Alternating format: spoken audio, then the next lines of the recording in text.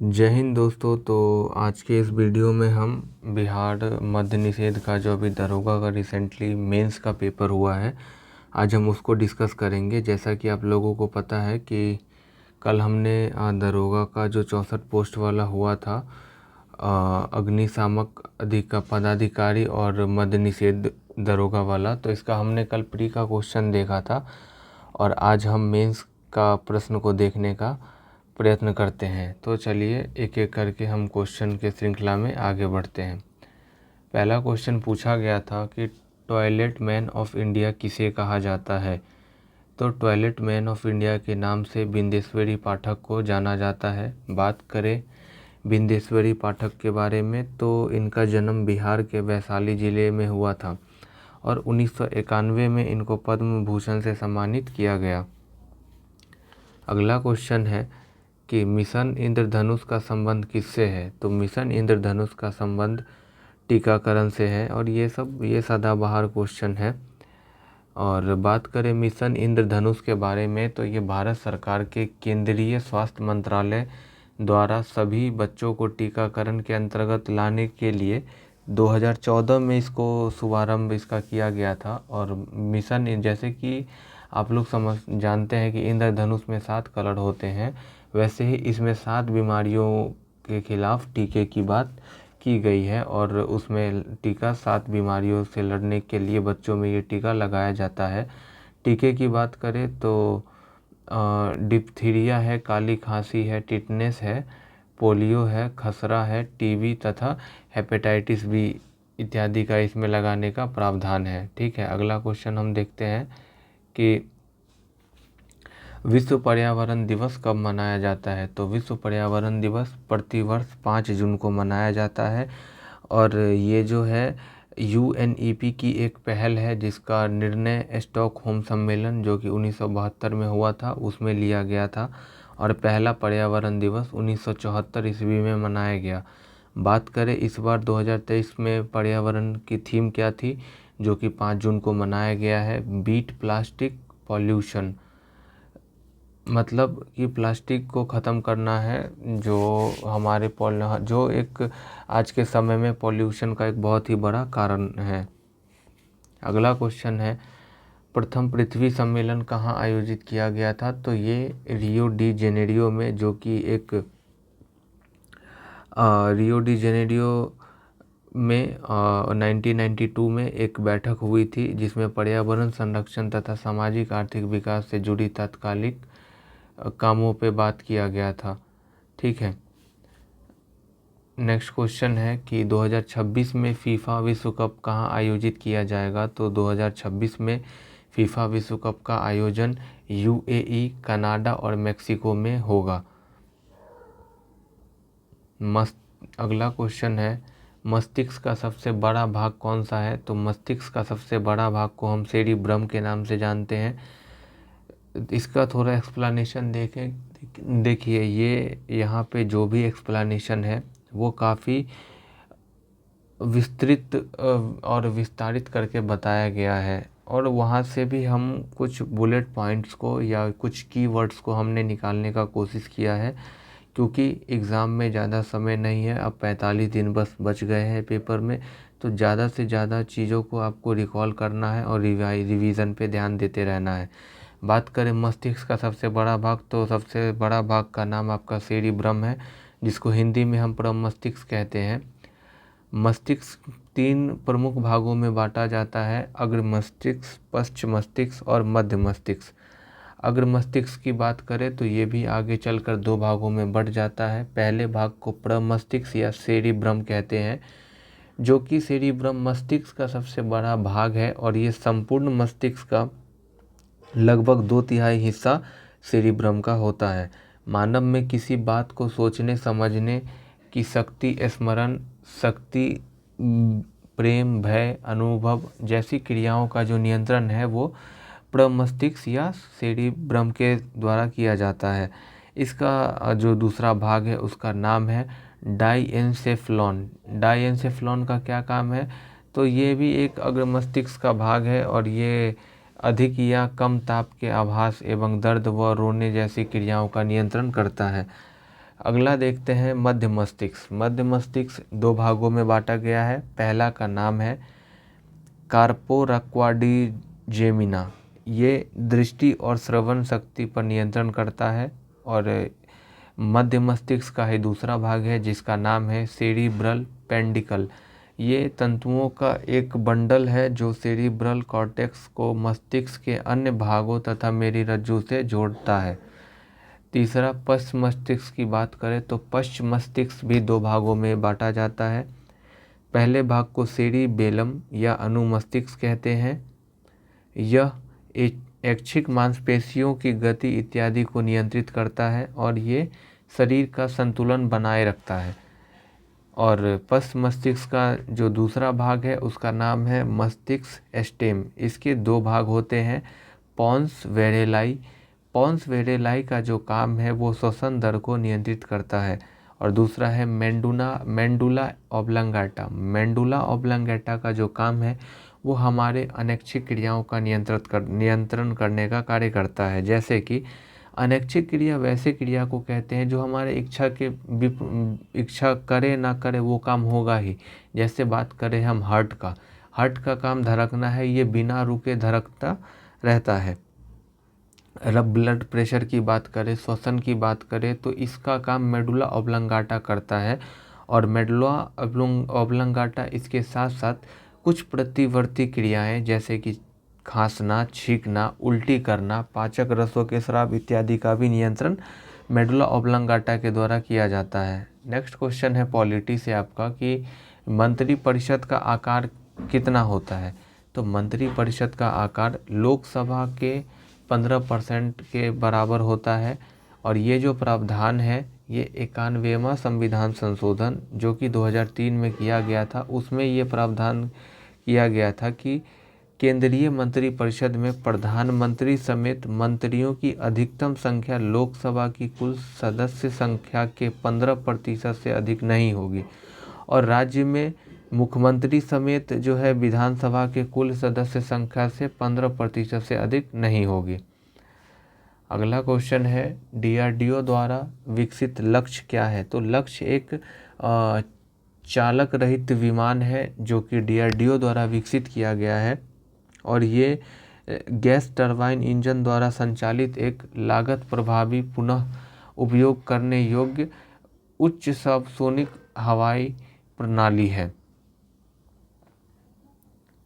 थोड़ा सा डीआरडीओ के बारे में हम देखें तो डीआरडीओ की स्थापना 1958 में हुआ था और वर्तमान में डीआरडीओ के अध्यक्ष समीर वी कामत हैं। अगला क्वेश्चन है बिहार की सबसे बड़ी ऑक्सबो झील क्या है। तो बिहार की सबसे बड़ी ऑक्सबो झील का नाम है कांवर झील जो कि बिहार के बेगूसराय ज़िले में स्थित है। और ये एशिया की सबसे बड़ी ताजे पानी की गोखुर झील है। लेक्टोमीटर किस सिद्धांत पर कार्य करता है। तो याद रखिएगा जो भी डूबने वाला चीज़ होता है वो आर्किमिडीज के सिद्धांत पे कार्य करता है। तो लेक्टोमीटर आर्किमिडीज के सिद्धांत पे कार्य करता है। और आर्किमिडीज का सिद्धांत क्या कहता है कि कोई वस्तु किसी द्रव में पूरी अथवा आंशिक रूप से डुबोई जाती है तो उसके भार में आभासी कमी होती है। भार में यह आभासी कमी वस्तु द्वारा हटाए गए द्रवों के भार के बराबर होता है। हाइड्रोमीटर भी जो है आर्किमिडीज के सिद्धांत पर आधारित है। और लाइफ बेल्ट पनडुब्बी की आर्किमिडीज के सिद्धांत पर आधारित है। कर्क रेखा किस राज्य से होकर गुजरती है। तो पता होगा आप लोगों को कि कर्क रेखा भारत के 8 राज्यों से होकर गुजरती है और उसमें एक मध्य प्रदेश भी है। कर्क रेखा भारत के 8 राज्यों से होकर गुजरती है। गुजरात, राजस्थान, मध्य प्रदेश, छत्तीसगढ़, झारखंड, पश्चिम बंगाल, त्रिपुरा, मिजोरम से होकर गुजरती है। भारत में माही नदी जो है वो कर्क रेखा को 2 बार काटती है। अगला क्वेश्चन है क्वेश्चन नंबर 12, बूढ़ी गंडक किसकी सहायक नदी है। तो बूढ़ी गंडक गंगा की सहायक नदी है। थोड़ा बात करें गंगा की तो बूढ़ी गंडक सबसे पहले सोमेश्वर श्रेणी के पश्चिमी भाग से निकलकर पश्चिम चंपारण, पूर्वी चंपारण, मुजफ्फरपुर, समस्तीपुर, बेगूसराय जिला में बहते हुए अंत में खगड़िया जिले में गंगा नदी में मिल जाता है। और इसकी कुछ सहायक नदियां हैं मसान, बालोड़, तिउड़, धनौती इत्यादि। बात करें गंगा की सहायक नदियां तो उत्तर दिशा से देखेंगे, अगर मैं एक रफली मैं बिहार का मैप ड्रॉ कर रहा हूँ, तो अगर आप उत्तर दिशा से इस दिशा से देखिएगा तो जो नदियाँ गंगा की सहायक हैं वो है रामगंगा, गोमती, घाघरा, गंडक, बूढ़ी गंडक, कोसी, महानंदा इत्यादि। बात करें दक्षिण मतलब इस दिशा से जो नदियाँ जाकर के मिलती है गंगा में वो है टोंस, यमुना, कर्मनासा, सोन, पुनपुन, क्यूल आदि। नर्मदा नदी कहाँ से निकलती है तो नर्मदा नदी अमरकंटक से निकलती है। अमरकंटक कहाँ है तो अमरकंटक मध्य प्रदेश में पड़ता है। और अमरकंटक मध्य प्रदेश से निकलने के बाद मध्य प्रदेश में अमरकंटक की पहाड़ी से निकलने के बाद नर्मदा नदी अरब सागर की खंभात की खाड़ी में जाकर के गिरती है। जबलपुर के पास भेरा घाट की संगमरमर जैसी शैली को काटकर धुआंधार जलप्रपात का निर्माण भी करती है नर्मदा नदी। और ओरसंग नर्मदा में दाएं तट से मिलने वाली एक प्रमुख नदी है। तवा, बंजर, शेर आदि इनकी अन्य सहायक नदी है। तो ये याद नहीं भी रखिएगा तो चलेगा, बाकी आपको याद रखना है पहला कि नर्मदा नदी अमरकंटक से निकलती है। अमरकंटक कहाँ है तो मध्य प्रदेश में है। मध्य प्रदेश के अमरकंटक से निकलने के बाद वो अरब सागर के खंभात की खाड़ी में गिरती है और धुआंधार जलप्रपात जो है वो नर्मदा नदी पे है। दीवान बंगाल की दीवानी अधिकार अंग्रेज़ों को मिली थी। तो ये इलाहाबाद की संधि के द्वारा, इलाहाबाद में 2 संधि हुआ था। इलाहाबाद की प्रथम संधि की बात करें जो 12 अगस्त 1765 को मुगल सम्राट शाह आलम द्वितीय तथा अंग्रेज गवर्नर क्लाइव के मध्य संपन्न हुआ था।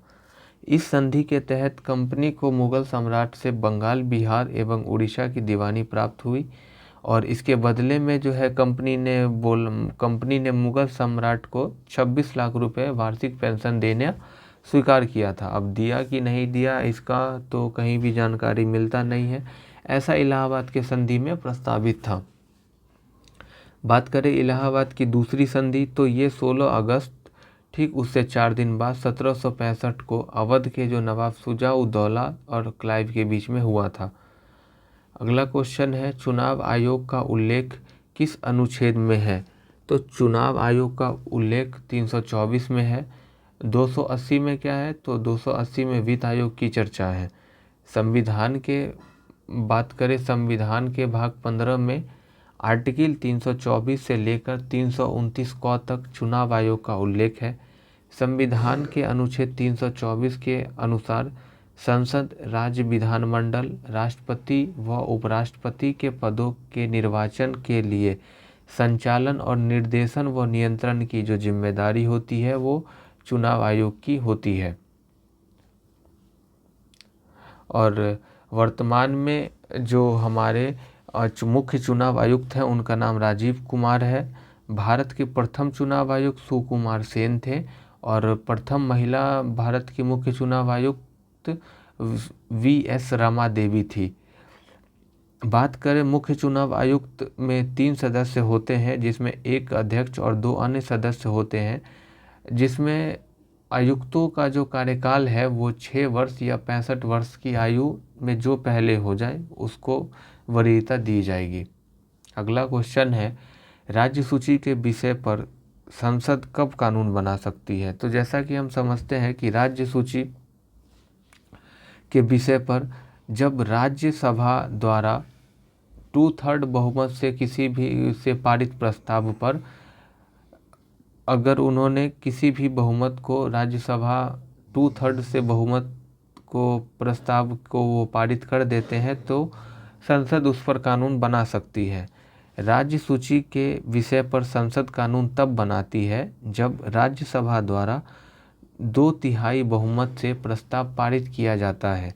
संविधान में राज्यसभा को 4 विशेष शक्तियाँ प्रदान की गई है जो लोकसभा के पास नहीं है। इन चारों पर थोड़ा ध्यान देंगे। पहला जो राज्यसभा का पावर है वो ये है कि राज्य सूची, संसद को राज्य सूची के विषय पर 2/3 बहुमत से प्रस्ताव पारित करके विधि बनाने हेतु अधिकृत कर सकती है। और ये हमारा भारतीय संविधान का अनुच्छेद 249 कहता है। अगला, अखिल भारतीय सेवा का सृजन जो है वो राज्यसभा के द्वारा होता है। आर्टिकल 312 में ऐसा प्रस्ताव वो ऐसा लिखा गया है।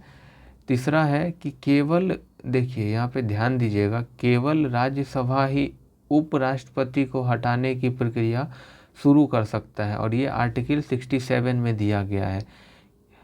बात करें उपराष्ट्रपति, तो जो भारत का उपराष्ट्रपति होगा वो ऑटोमेटिक राज्यसभा का सभापति होगा। और उपराष्ट्रपति का जो भी वेतन और भत्ता है वो इसीलिए दिया जाता है कि वो राज्यसभा के सभापति होते हैं। अगला देखते हैं, चौथा शक्ति जो केवल राज्यसभा को ही दिया गया है वो ये है कि यदि राष्ट्रपति द्वारा आपातकाल की घोषणा ऐसे समय में की जाती है जब लोकसभा भंग की जा चुकी है अथवा लोकसभा का विघटन हो गया है, इसकी स्वीकृति निश्चित अवधि के अंदर होता है, तब आपातकाल की घोषणा अकेले राज्यसभा के अनुमोदन पर भी प्रभावी होगा। और आपको पता है कि भारत के संविधान में 3 तरीके की आपात की चर्चा है, राजकीय, राष्ट्रपति शासन और वित्तीय आपातकाल। 352, 356 और 360। 110 में धन विधेयक के बारे में कहा गया है। और ये कुछ जो अभी नीचे 5 पावर दिया गया है वो केवल लोकसभा को दिया गया है। पहला पावर है कि धन विधेयक जो है वो केवल लोकसभा में पेश किया जाएगा और ऐसा हमारा भारत संविधान का अनुच्छेद 110 कहता है।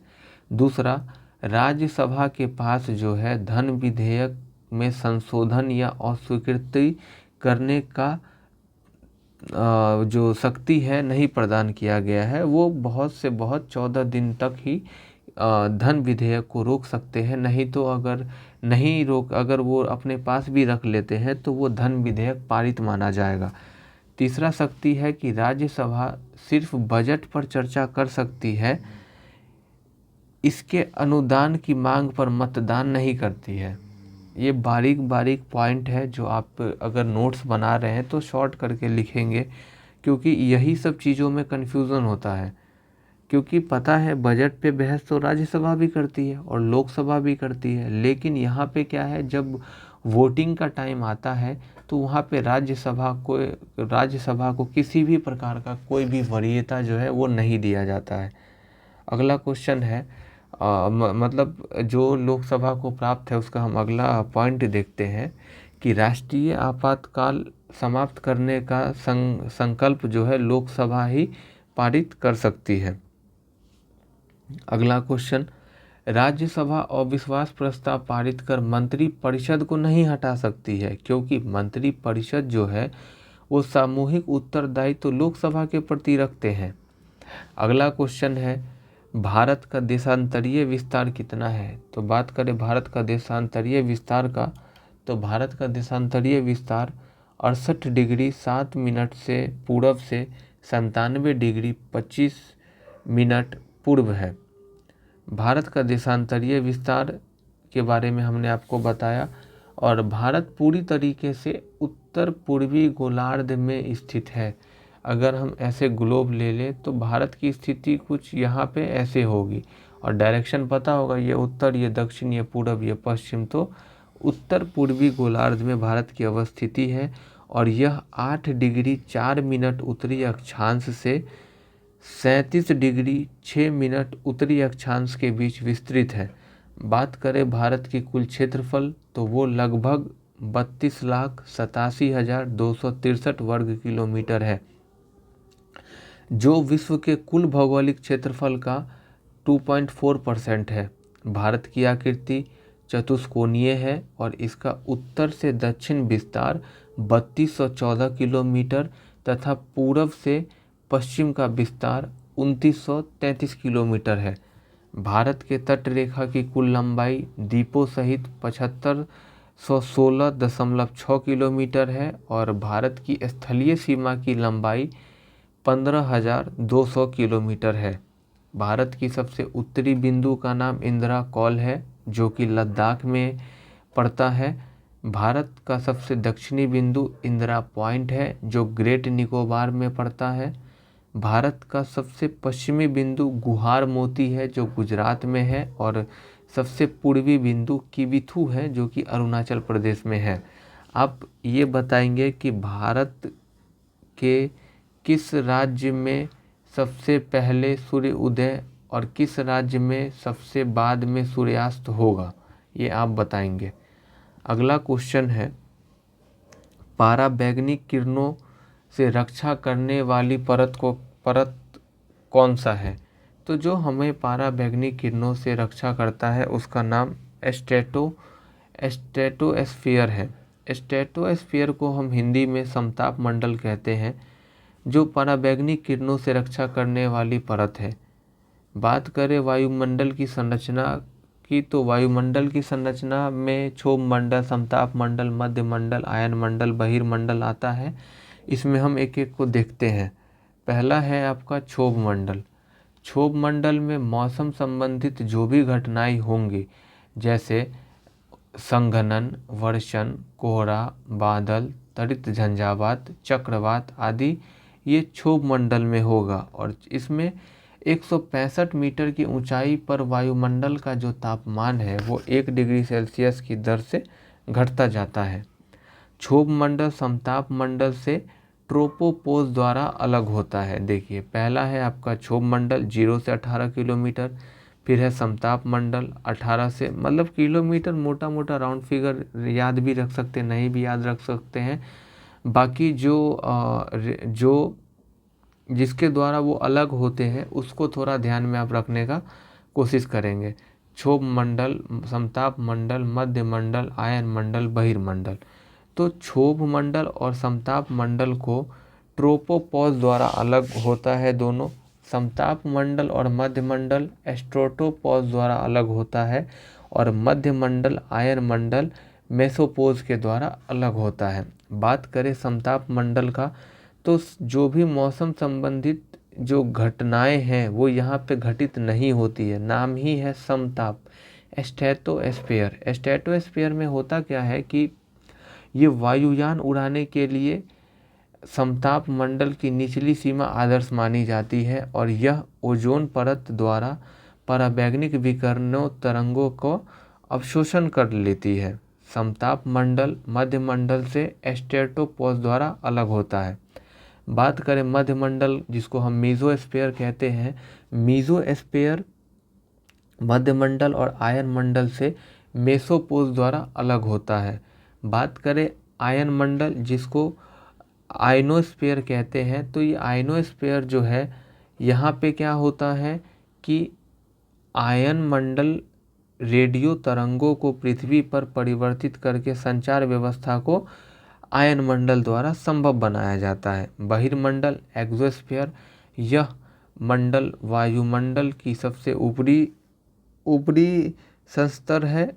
यह आयन मंडल के ऊपर से शुरू होकर सुदूर अंतरिक्ष में विलीन हो जाता है। ठीक है, अगला क्वेश्चन देखिए 19 नंबर, सीता माता की जयंती कब मनाई जाती है? तो वैशाख माह के शुक्ल पक्ष की नवमी को सीता माता की जयंती मनाई जाती है। हिंदू कैलेंडर के अनुसार सभी महीनों के नाम इस प्रकार हैं: चैत, वैशाख, जेठ, आषाढ़, श्रावण, भाद्र, आश्विन, कार्तिक, मार्गशीर्ष, पौष, माघ, फागुन। और चैत महीने से हिंदू नव वर्ष की शुरुआत होती है। ठीक है, सर्वाधिक ऊंचाई पर जो स्थित बादल होता है उसको क्या कहते हैं? तो जो सर्वाधिक ऊंचाई पर स्थित बादल को हम पक्षाप बादल कहते हैं।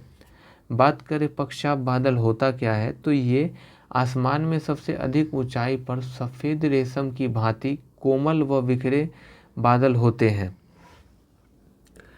ये हिमकणों से बने होते हैं, इसीलिए इसमें वर्षा नहीं होती है और ये मेघ चक्रवात के अग्रदूत या आगमन के सूचक माने जाते हैं। दूसरा है पक्षाभ स्तरीय बादल। पक्षाभ स्तरीय बादल जो है यह दुधिया चादर की भांति फैले हो रहते हैं और इसके आगमन पर सूर्य तथा चंद्रमा चारों ओर प्रभामंडल होलो बनता है। अगला है पक्षाभ कपासी बादल। तो यह प्रायः लहरनुमा रूप से दिखाई पड़ते हैं। अगला है मध्य बादल के अंतर्गत उच्च स्तरीय बादल। तो ये जो है लगातार चादर की भांति फैले छोटे छोटे स्तरों वाले बादल होते हैं। ऐसे ही है उच्च कपासी बादल। स्तरीय बादल कोहरे के समान बादल होता है ये। और स्तरीय बादल कपासी बादल जाड़े के मौसम में प्रायः संपूर्ण आसमान को ढक लेता है। ये सामान्यतः मौसम साफ के सूचक हैं। अगला क्वेश्चन है कि नीला ग्रह किसे कहा जाता है। तो नीला ग्रह जो है वो वरुण या नेपच्यून को कहा जाता है, क्योंकि यहाँ पे मीथेन गैस द्वारा लाल प्रकाश के अवशोषण के कारण वरुण को नीला ग्रह कहते हैं। बात करें सौरमंडल का सबसे ठंडा ग्रह, सबसे ठंडा ग्रह भी वरुण है। इनका वायुमंडल अति घना है जिसमें हाइड्रोजन, हीलियम, मीथेन और अमोनिया विद्यमान है। इसके प्रमुख उपग्रह ट्रिटोन व नेरीड हैं। शुक्र को सांझ का तारा, भोर का तारा तथा पृथ्वी का जुड़वा बहन के नाम से जानते हैं। पृथ्वी को जल की उपस्थिति के कारण ही नीला ग्रह कहा जाता है। बात करें मार्स या मंगल की सतह पर लाल होने का कारण वहाँ फेरस ऑक्साइड की उपलब्धता है। और शनि को गैसों का गोला एवं गैलेक्सी समान ग्रह कहा जाता है। अरुण को लेटा ग्रह तथा हरा ग्रह कहा जाता है। अगला क्वेश्चन है किसने गति के नियमों का प्रतिपादन किया। तो गति के नियमों का प्रतिपादन न्यूटन के द्वारा किया गया। आप क्वेश्चन के पैटर्न को पकड़ने का प्रयत्न करेंगे और एक्सप्लेनेशन पे ज़्यादा से ज़्यादा आप ध्यान केंद्रित करें, क्योंकि जो सिलेबस दिया गया है उसके हिसाब से ही प्रश्न को डिज़ाइन किया गया है और इसके ही अगल बगल में या आसपास के क्वेश्चन आपको एग्ज़ाम में देखने को मिलते हैं। तो देखते हैं न्यूटन महोदय के बारे में। तो न्यूटन का पूरा नाम आइजैक न्यूटन था और इन्होंने अपनी एक पुस्तक जिसका नाम प्रिंसिपिया था उसमें गति के नियमों का प्रतिपादित किया था। हम लोग बचपन से पढ़ते आ रहे हैं कि पहला गति जो था वो ये कहता है कि कोई भी वस्तु विराम अवस्था में अगर है तो वो विराम अवस्था में ही रहेगा जब तक कि हम उस पर कोई बाहरी फोर्स नहीं लगा देते हैं।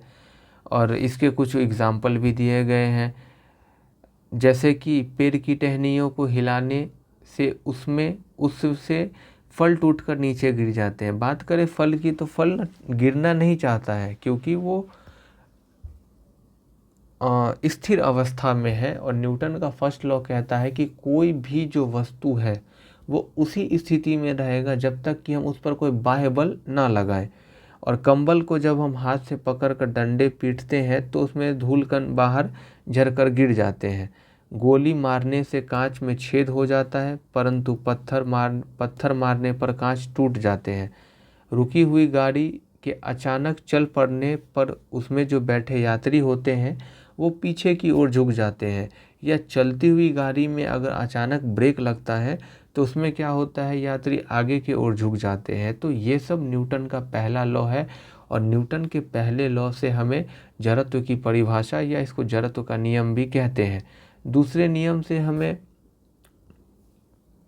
बल की परिभाषा या बल का व्यंजक प्राप्त होता है जो F बराबर ma है, जिसमें वस्तु के संवेग में परिवर्तन की दर उस दर पर आरोपित बल के अनुक्रमानुपाती होती है तथा संवेग परिवर्तन आरोपित बल के दिशा में होता है। जैसे कि जो न्यूटन का सेकंड नियम है उसके हिसाब से कुछ 3-4 एग्जाम्पल देख लें जिससे हमारा कॉन्सेप्ट और क्लियर हो जाएगा।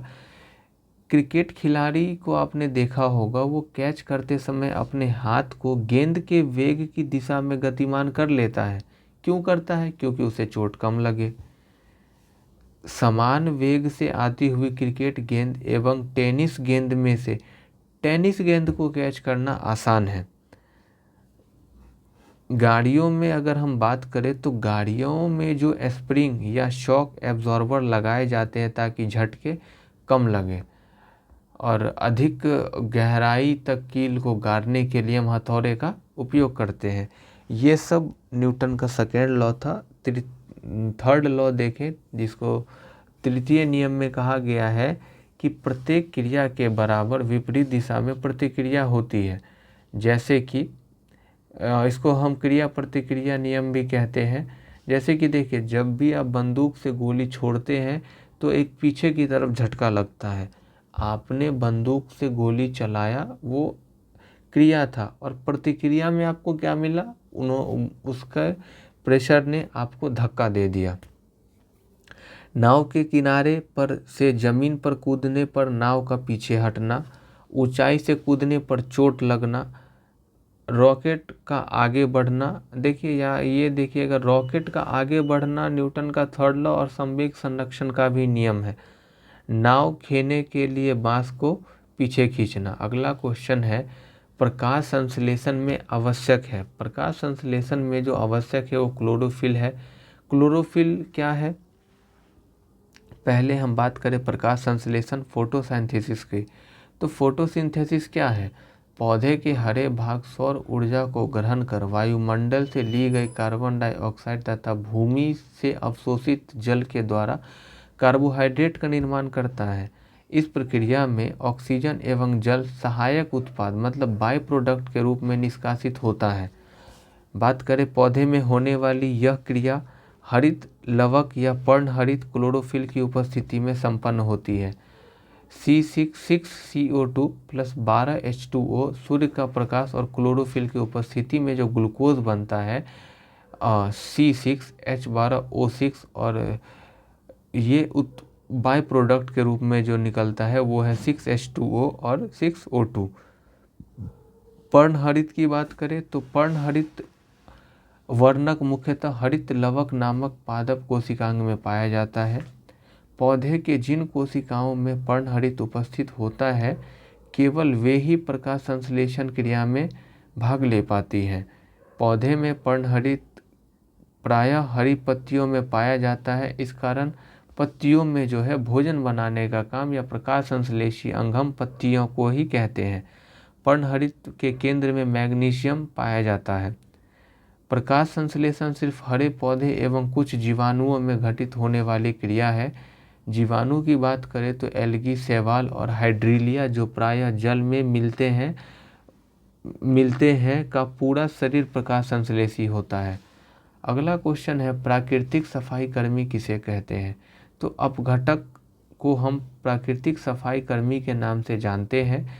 अपघटक पौधे तथा उपभोक्ता के मृत शरीर से अपना भोजन प्राप्त करने के साथ साथ जटिल कार्बनिक यौगिक को साधारण यौगिक में अपघटित करते हैं। इस कारण इसे प्राकृतिक सफाई कर्मचारी कहा जाता है। अपघटक वर्ग के अंतर्गत मुख्यतः जीवाणु व कवक आते हैं। बात करें उत्पादक, तो उत्पादक के अंतर्गत हरे पेड़ पौधे और कुछ खास जीवाणु शैवाल आते हैं जो सूर्य के प्रकाश की उपस्थिति में सरल अजैविक पदार्थ से अपना भोजन बना सकते हैं। ऐसे जीव एवं पौधे स्वपोषी अथवा प्राथमिक उत्पाद कहलाते हैं। स्थलीय पारिस्थितिकी तंत्र में उत्पादक प्रायः जलयुक्त पौधे, शाक, झाड़ी तथा वृक्ष, जबकि हरे जलीय पारिस्थितिकी तंत्र में पादप, लवक, फाइटोप्लैंक्टन नामक पलवक पौधे प्रमुख उत्पादक होते हैं। उपभोक्ता की बात करें तो प्राथमिक उपभोक्ता वह उपभोक्ता है जो भोजन के लिए पौधे पर निर्भर रहते हैं, जैसे बकरी, खरगोश, ऊँट इत्यादि। द्वितीय उपभोक्ता वो उपभोक्ता है जो अपने पोषण के लिए शाककवी प्राणियों पर निर्भर करते हैं, जैसे सांप, भेड़िया आदि।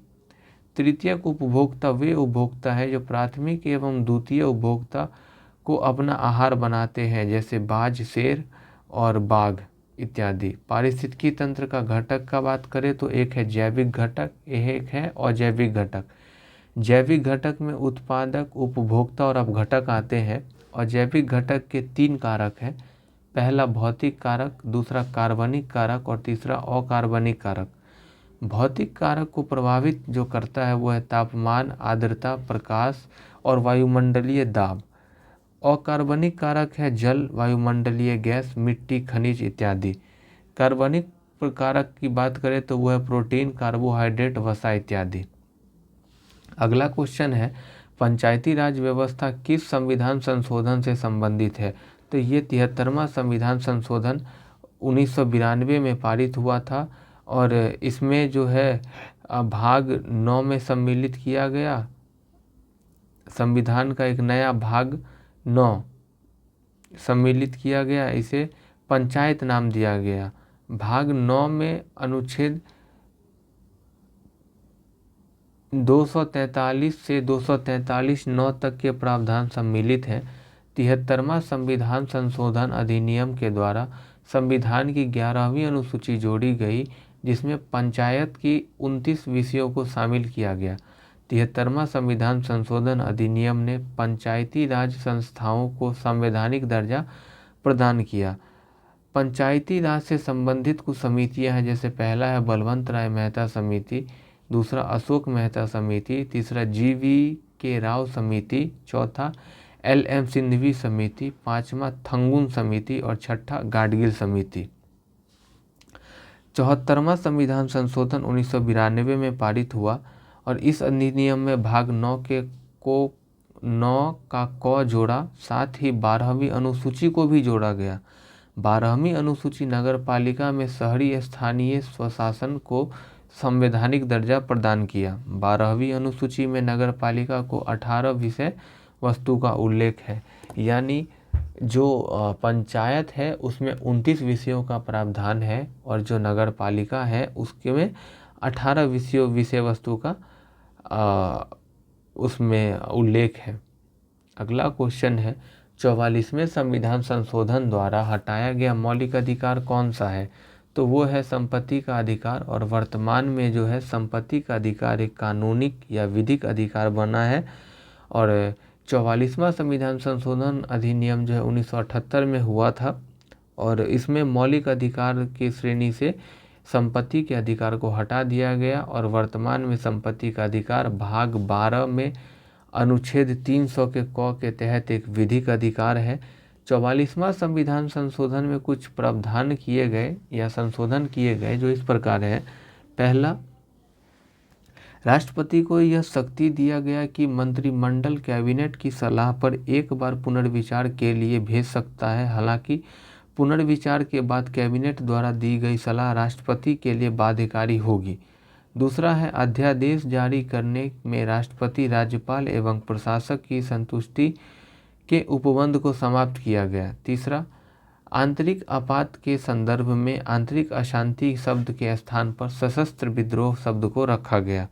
चौथा है, राष्ट्रपति के लिए यह व्यवस्था बनाई गई कि वह केवल कैबिनेट के लिखित सिफारिश पर ही आपातकाल की घोषणा करेगा।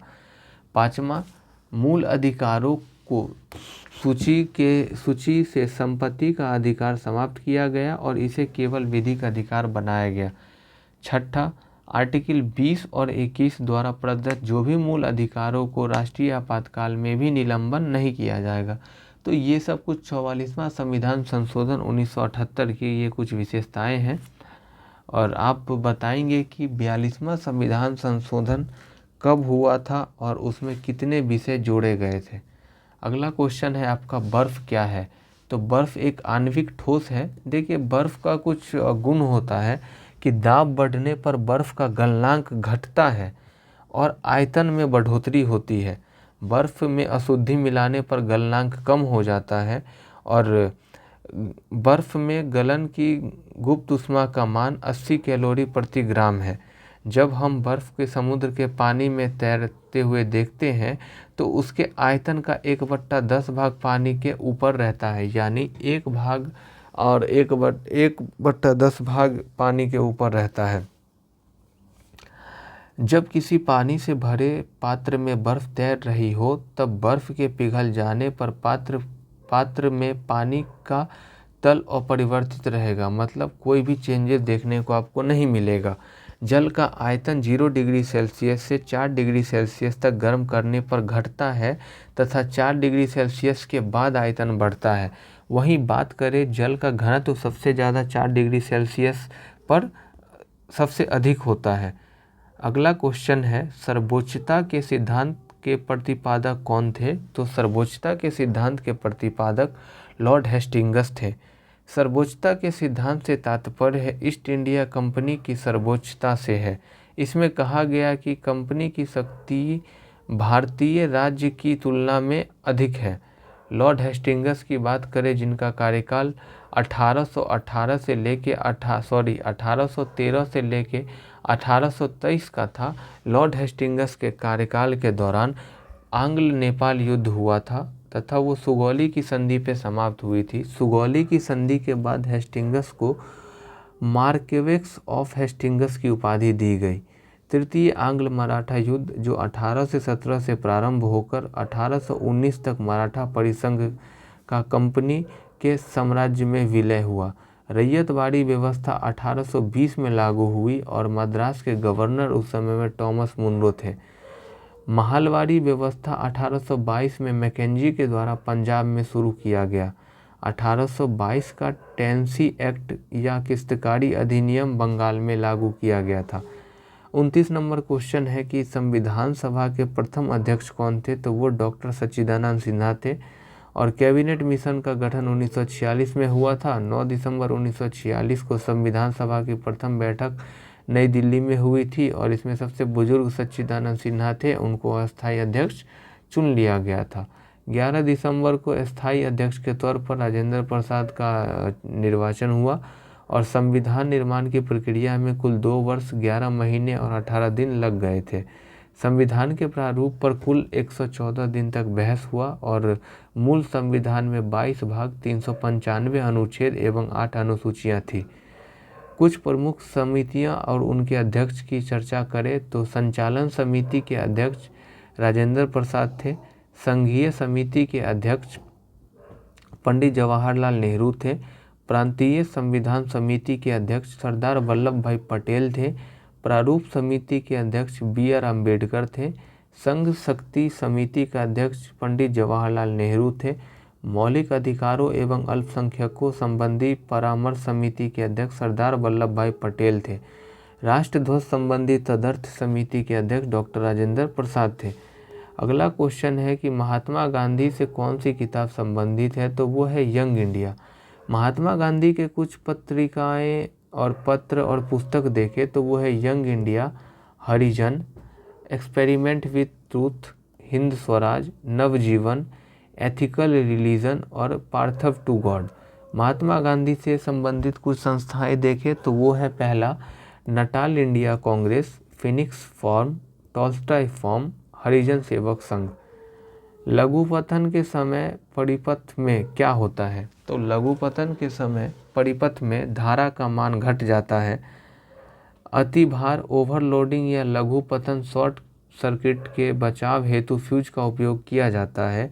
अच्छे फ्यूज तार टिन के बने होते हैं। सस्ता फ्यूज तार सीसा एवं टिन के मिश्र धातु का बना होता है। आजकल फ्यूज के स्थान पर MCB का उपयोग किया जाता है घरों में। और घरों में दी जाने वाली जो विद्युत है वो 220 वोल्ट AC करंट या प्रत्यावर्ती धारा होती है जिसकी आवृत्ति 50 हर्ट्ज होती है। अगला क्वेश्चन है, महाबलीपुरम का सप्त रथ मंदिर किसके द्वारा बनाया गया था? तो महाबलीपुरम का सप्त रथ मंदिर पल्लवों के द्वारा निर्माण किया गया था।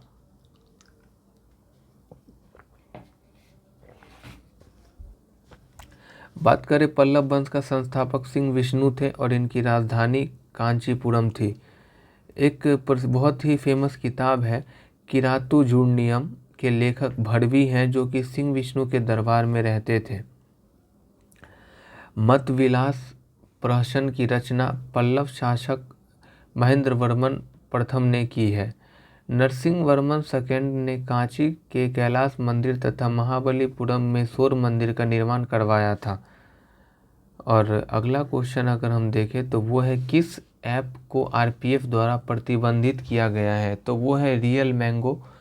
रियल मैंगो एक अवैध सॉफ्टवेयर है जिसका उपयोग रेलवे में आरक्षण की पुष्टि के लिए किया जाता था, टिकट काटने के लिए किया जाता था। ऑपरेशन नार्कोस आरपीएफ के द्वारा चलाया गया है और नशीले पदार्थ की तस्करी को रोकने से संबंधित है। मिशन अमानत आरपीएफ द्वारा चलाया गया है और रेल यात्रियों के खोए हुए सामान को ट्रैक करने के लिए चलाया गया है। आरपीएफ का अगर हम बात करें तो इनका गठन 1959 में हुआ था। 2011 की जनगणना के अनुसार भारत का साक्षरता दर कितना है, तो 73% है। बात आया है जनगणना 2011 का, तो चलिए एक एक क्वेश्चन देखते हैं कि क्या क्या बन सकता है। भारत की पुरुष साक्षरता की बात करें 2011 के जनगणना के अनुसार तो 82.14% थी। महिला साक्षरता 65.46% था। भारत का लिंगानुपात 943 तथा शिशु लिंगानुपात 919 था। भारत का जनसंख्या घनत्व 382 व्यक्ति प्रति वर्ग किलोमीटर है और बिहार का साक्षरता दर 61.8% है। बिहार में पुरुष साक्षरता दर 71.2% तथा महिला साक्षरता दर 51.5% है। बिहार का लिंगानुपात 918 तथा शिशु लिंगानुपात 935 है और बिहार का जनसंख्या घनत्व 1106 व्यक्ति प्रति वर्ग किलोमीटर है। अगला क्वेश्चन है, सर्वाधिक ऊंचाई पर स्थित मतदान केंद्र ताशीगंग किस राज्य में है, तो ये हिमाचल प्रदेश में है। 2023 में कर्नाटक विधानसभा चुनाव में पहली बार वोट फ्रॉम होम का विकल्प प्रदान किया गया। भारत के मुख्य निर्वाचन आयुक्त जो है राजीव कुमार है और बिहार के मुख्य निर्वाचन अधिकारी HR श्रीनिवास हैं। अगला क्वेश्चन है, रानी दुर्गावती कहाँ की शासिका थी, तो रानी दुर्गावती गोंडवाना की शासिका थी और इनकी जो युद्ध है वो अकबर के द्वारा ये पराजित हो गई थी। अगला क्वेश्चन है कि कौन सा रोग बैक्टीरिया जनित है, तो बैक्टीरिया जनित रोग की बात करें तो वो टाइफाइड है। कुछ रोग जो बैक्टीरिया या जीवाणु जनित रोग हैं वो है कोड, डिप्थीरिया, टिटनेस, प्लेग, क्षय रोग, हैजा, निमोनिया, गोनोरिया, क्षय रोग, सिफिलिस आदि। अगला विषाणु जनित रोग है हेपेटाइटिस, चेचक, खसरा, रेबीज, हर्पीज, डेंगू ज्वर, इन्फ्लुएंजा, एड्स और पोलियो। अगला है कवक के द्वारा जो होता है वो है एथलीट फूड, मधुरा फूड, दाद, खाज।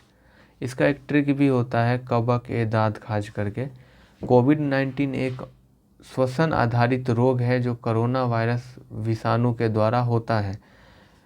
विटामिन की कमी से होने वाला कुछ रोग है। विटामिन ए से रतौंधी या जीरोफ्थेल्मिया होगा। विटामिन B1 बेरी, B3 पेलाग्रा, B11 पेचिस, विटामिन डी रिकेट्स और विटामिन के कमी से हीमोफीलिया नामक बीमारी होती है। अगला क्वेश्चन है, पाटलिपुत्र के संस्थापक कौन है, तो पाटलिपुत्र के संस्थापक उदयन है जो कि हर्यक वंश के शासक थे। हर्यक वंश के संस्थापक बिंबिसार थे। ग्लूकोज का सूत्र क्या है, तो C6H12O6। कुछ महत्वपूर्ण सूत्र देख ले, जैसे भारी हाइड्रोजन को बड़ा D से हम दिखाते हैं, भारी जल D2O, लाफिंग गैस N2O, शुष्क बर्फ CO2, बेकिंग सोडा NaHCO3, धोवन सोडा Na2CO3 × 10H2O और साधारण नमक NaCl, plaster of Paris CaSO4 × 12H2O, gypsum CaSO4 × 2H2O, जल गैस CO+H2, इथाइल C2H5OH, मंड C6H10O5N, फर्मेलियन HCHO या CH2O, silica CH3COOH, marsh gas CH4। ये कुछ प्रमुख सूत्र हैं जो कि विभिन्न एग्जामों में पूछा गया है। अगला क्वेश्चन है, कोठारी आयोग का संबंध किससे है, तो कोठारी आयोग का संबंध शिक्षा से है। नेक्स्ट क्वेश्चन, डोडा बेटा किस पर्वत की सबसे ऊंचाई चोटी है? तो वो नीलगिरी की सबसे ऊंची चोटी का नाम है डोडा बेटा। पूर्वी घाट एवं पश्चिमी घाट में पर्वत नीलगिरी पर्वत ग्रंथि मिलते हैं, जिसका सर्वोच्च शिखर डोडा बेटा है। डोडा बेटा दक्षिण भारत का दूसरा सर्वोच्च शिखर है। नीलगिरी के दक्षिण में अन्नामलाई की पहाड़ियाँ हैं। अन्नामलाई की सर्वाधिक चोटी जो है अनाईमुडी है। यह पश्चिम घाट संपूर्ण दक्षिण भारत का सर्वोच्च शिखर जो है वो अनाईमुडी है और दूसरा जो है वो डोडा बेटा है। पूर्वी घाट की सबसे ऊंची चोटी जिंदगारा चोटी है। सतपुड़ा पर्वतमाला की सबसे ऊंची चोटी धूपगढ़ की चोटी है। उत्तरी सह्याद्री का सर्वोच्च चोटी कलसूबाई है और अरावली पर्वतमाला का सर्वोच्च शिखर गुरु शिखर है, जो माउंट आबू के पहाड़ी में स्थित है। अगला क्वेश्चन है, 8वीं अनुसूची में कितने भाषाओं को शामिल किया गया है? तो उसमें 22 भाषाओं को शामिल किया गया है। 22 भाषा की बात करें तो वो है असमिया, बांग्ला, बोडो, डोगरी, गुजराती, हिंदी, कन्नड़, कश्मीरी, कोंकणी, मैथिली, मलयालम, मणिपुरी, मराठी, नेपाली, उड़ीसा, पंजाबी, संस्कृत, संथाली, सिंधी, तमिल, तेलुगु, उर्दू।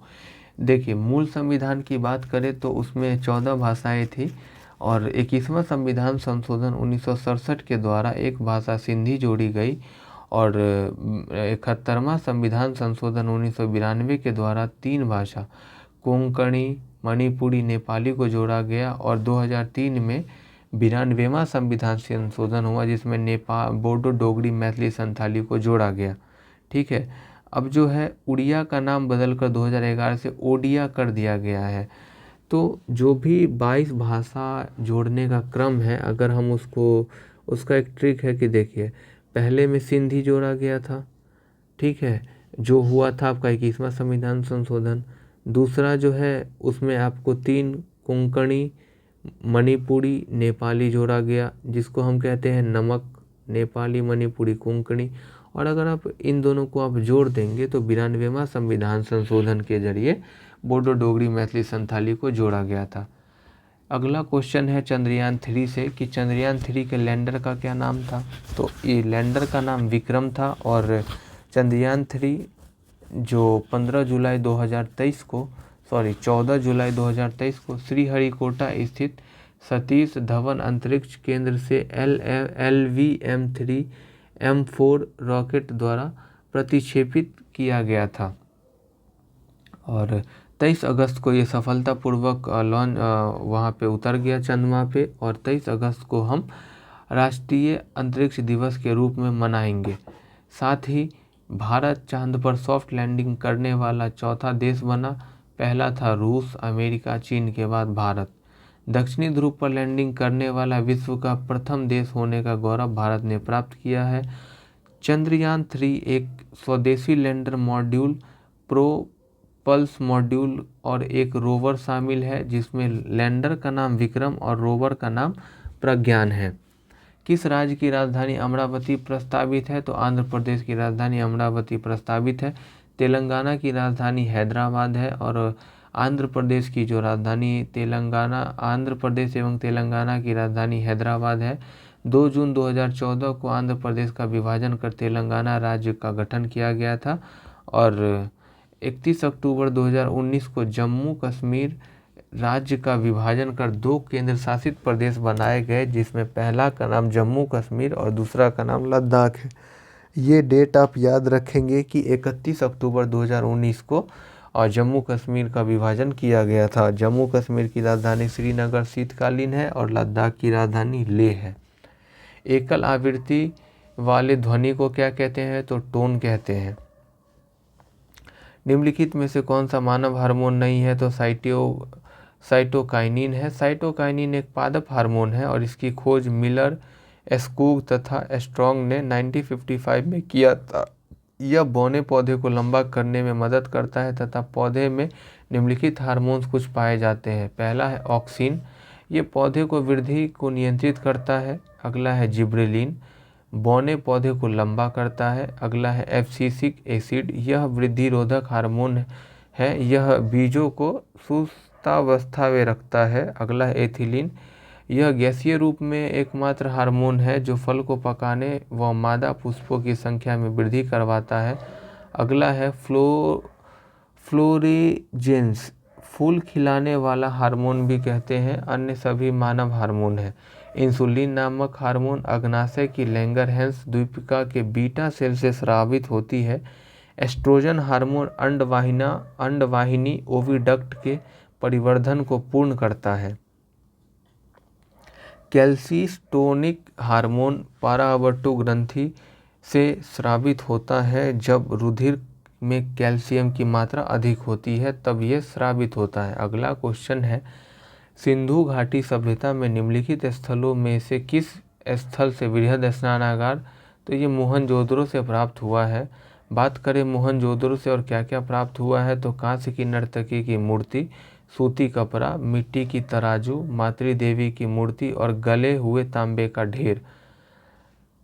और कालीबंगा से क्या क्या मिला है, जुते हुए खेत का साक्ष्य, आयताकार 7 अग्नि देवी वेदिकाएं, कांच व मिट्टी की चूड़ियाँ, प्रतीकात्मक समाधियाँ आदि कालीबंगा से हमें प्राप्त होती है।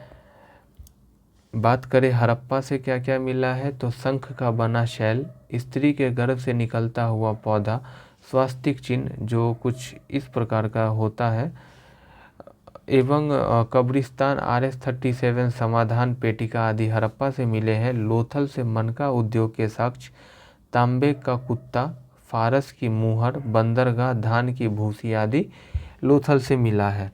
कनिष्क को हराने वाले पहले चीनी जनरल कौन थे, तो पान चाओ कनिष्क को हराने वाले पहले चीनी जनरल बने और वो थे। और बात करें कनिष्क का, तो कनिष्क कुषाण वंश के महानतम शासक थे और उन्होंने 78 ईसा पूर्व में अपना राज्यारोहण किया तथा इसके उपलक्ष्य में उन्होंने शक संवत चलाया और वर्तमान में भारत सरकार द्वारा इसे प्रयोग में लाया जाता है। कनिष्क ने कश्मीर जीतकर वहाँ कनिष्कपुर नामक राज्य की या नगर की स्थापना की थी। बजरंग पुनिया का संबंध किस खेल से है, तो बजरंग पुनिया का संबंध जो है कुश्ती से है। कुछ अन्य लोगों को देखते हैं जो किस किस खेल से संबंधित है। इस क्रम में पहली है PV सिंधु बैडमिंटन, दीपिका कुमारी तीरंदाजी, हिमा दास धावक जिसको हम ढींग एक्सप्रेस के नाम से जानते हैं, साइना नेहवाल बैडमिंटन, दीपा कर्माकर जिम्नास्टिक, रवि कुमार दहिया कुश्ती, Bhavina Patel para table tennis, Bhanu Bhaker निशानेबाज, मीराबाई चानू भारोत्तोलक। अगला क्वेश्चन है, राज्यसभा कितने दिनों तक धन विधेयक को रोक सकती है, तो 14 दिनों तक। ये हमने आपको पहले भी बताया है। कृत्रिम पारिस्थितिकी तंत्र का उदाहरण है, कृत्रिम मतलब क्या, जो बनाया गया है खेत, जो हमें नेचर ने नहीं दिया है, मानव द्वारा ये निर्मित है। तो प्राकृतिक पारिस्थितिकी तंत्र उसको कहेंगे जिसमें जैविक तथा अजैविक घटक के बीच अंतःक्रिया होती है। यह प्राकृतिक में स्वाभाविक रूप से घटित होता है। इसके कामकाज के लिए किसी मानवीय गतिविधि की आवश्यकता नहीं होगी, जबकि कृत्रिम में जो है मानवीय गतिविधि की आवश्यकता होगी। एक यहाँ बहुत अच्छा डायग्राम बताया गया है, इसको समझने का आप प्रयत्न करेंगे कि पारिस्थितिकी तंत्र को 2 भाग में हम बांट सकते हैं। पहला जो है प्राकृतिक पारिस्थितिकी तंत्र और दूसरा कृत्रिम पारिस्थितिकी तंत्र। प्राकृतिक पारिस्थितिकी तंत्र भी आगे 2 भाग में बढ़ता है। पहला है जलीय और दूसरा है स्थलीय। स्थलीय की बात करें तो वन, घास के मैदान, मरुस्थल आदि जो स्थल पे है। जलीय प्राकृतिक पारिस्थितिकी तंत्र की बात करें तो वो है और लवण जलीय पारिस्थितिकी तंत्र, सागरीय पारिस्थितिकी तंत्र और संक्रमणकालीन पारिस्थितिकी तंत्र। कृत्रिम पारिस्थितिकी तंत्र यानी जिसमें मानव का हस्तक्षेप है, उसमें क्या क्या हम देख सकते हैं, जैसे चिड़ियाघर मानव ने बनाया, एक्वेरियम मानव ने बनाया, खेत मानव के द्वारा किया गया या बनाया गया और पोल्ट्री फार्म आदि। तूतीकोरिन बंदरगाह किस राज्य में है, तो तूतीकोरिन बंदरगाह तमिलनाडु में है। आइए कुछ और बंदरगाहों को देखने का यहाँ हम प्रयत्न करते हैं। तूतीकोरिन बंदरगाह का नया नाम जो है वो V.O. चिदम्बरनार पोर्ट है और तूतीकोरिन बंदरगाह मन्नार की खाड़ी में अवस्थित है। कांडला बंदरगाह जिसको दीनदयाल उपाध्याय कहते हैं, कच्छ की खाड़ी गुजरात में है। कोलकाता बंदरगाह श्यामा प्रसाद मुखर्जी बंदरगाह, यह हुगली नदी के तट पर वेस्ट बंगाल यानी पश्चिम बंगाल में है। कोचिन बंदरगाह वेम्बनाड केआल मुहाने केरल पे है। मंगलौर बंदरगाह मंगलौर कर्नाटक में है। मुंबई बंदरगाह सबसे बड़ा है जो कि मुंबई महाराष्ट्र में है। जवाहरलाल नेहरू या नहावा सेवा बंदरगाह पनवेल नवी मुंबई महाराष्ट्र में है। पारादीप बंदरगाह उड़ीसा में है। बात करें मोरमुगांव बंदरगाह तो जुआरी नदी के बाएं तट पर गोवा में है। चेन्नई बंदरगाह तमिलनाडु। एन्नौर बंदरगाह का नाम है के कामराज पोर्ट। विशाखापट्टनम बंदरगाह सबसे गहरा है और ये आंध्र प्रदेश में सबसे गहरा विशाखापट्टनम है। और सबसे अगर हम बात करें कि सबसे जो बड़ा है वो मुंबई बंदरगाह है। फॉरवर्ड ब्लॉक की स्थापना सुभाष चंद्र बोस के द्वारा 1939 ईस्वी में किया गया था। फॉरवर्ड ब्लॉक पार्टी के अध्यक्ष सुभाष चंद्र बोस को तथा महासचिव HV कामत को चुना गया था। अगला क्वेश्चन, उत्प्रेरक का क्या कार्य है या उत्प्रेरक का कार्य क्या है? तो उत्प्रेरक का कार्य अभिक्रिया की दर को बढ़ा देना तथा अभिक्रिया की दर घटा देना है। किसी अभिक्रिया में भाग लेने वाले अभिकारकों तथा प्राप्त होने वाले उत्पादों की सांद्रता में समय के साथ होने वाले परिवर्तन को अभिक्रिया की दर कहते हैं।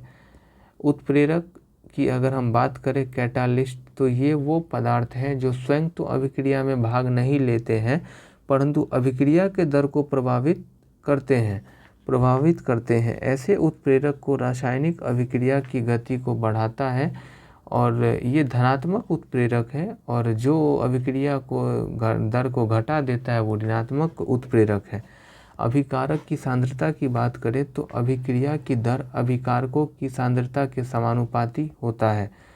ताप बढ़ने पर अभिक्रिया की दर बढ़ती है। अभिकारकों का पृष्ठ क्षेत्रफल अभिकारकों को छोटे टुकड़ों में बांटने पर पृष्ठ क्षेत्रफल बढ़ने से अभिक्रिया की दर तीव्र हो जाती है। अगला क्वेश्चन है, साइमन कमीशन का विरोध क्यों हुआ था? तो साइमन कमीशन का विरोध इसलिए हुआ था क्योंकि उसमें एक भी भारतीय शामिल नहीं थे। साइमन कमीशन का बात करें तो भारत शासन अधिनियम 1919 में ये प्रावधान था कि 10 वर्ष बाद एक आयोग की नियुक्ति की जाएगी जो जांच करेगा कि भारत उत्तरदायी शासन के दिशा में कहाँ तक प्रगति किया है। लेकिन साइमन कमीशन की नियुक्ति 1927 में ही कर दी जाती है और उस समय साइमन कमीशन की नियुक्ति में भारत राज्य सचिव बर्केनहेड द्वारा की गई थी। साइमन कमीशन में टोटल 7 सदस्य थे और 7 जो थे अंग्रेज थे, यानी इसमें एक भी भारतीय नहीं था, तो इसे श्वेत कमीशन कहकर इसका बहिष्कार किया गया। फिर भी 3 फरवरी 1928 को साइमन कमीशन भारत आया और इन्होंने, जब साइमन कमीशन भारत आया तो Muslim League, Justice Party, all India अछूत एसोसिएशन और केंद्रीय सिख संघ ने इस कमीशन का विरोध नहीं किया। मुंबई में जवाहरलाल नेहरू तथा पंजाब में लाला लाजपत राय के नेतृत्व में इस कमीशन का विरोध किया गया और इसी में लाठीचार्ज से चोटिल होने के दौरान पंजाब केसरी लाला लाजपत राय का निधन 1928 को हो गया। लाला लाजपत राय को चोटिल करने वाले अंग्रेज पुलिस अधिकारी सैंडर्स की हत्या 17 दिसंबर 1928 को हिंदुस्तान सोशलिस्ट रिपब्लिक एसोसिएशन के कार्यकर्ता भगत सिंह और राजगुरु व चंद्रशेखर आज़ाद द्वारा कर दिया गया।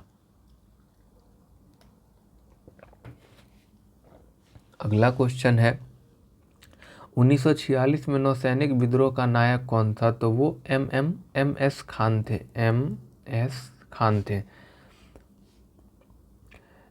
नौसैनिक विद्रोह क्या था कि इसमें रॉयल इंडिया नेवी के विद्रोह की शुरुआत 18 फरवरी 1946 को हुई, जब बम्बई के नौसैनिक जहाज HMIS तलवार को नाविकों ने नक्सलवादी भेदभाव और खराब भोजन के खिलाफ हड़ताल कर दिया था। और इससे ज़्यादा नहीं याद रखेंगे आप। अगला है, धात्विक खनिज का उदाहरण है। तो धात्विक मतलब जो धातु है और खनिज है जो हमें मतलब कहीं से प्राप्त होता है, तो सोना, चांदी और लोहा है।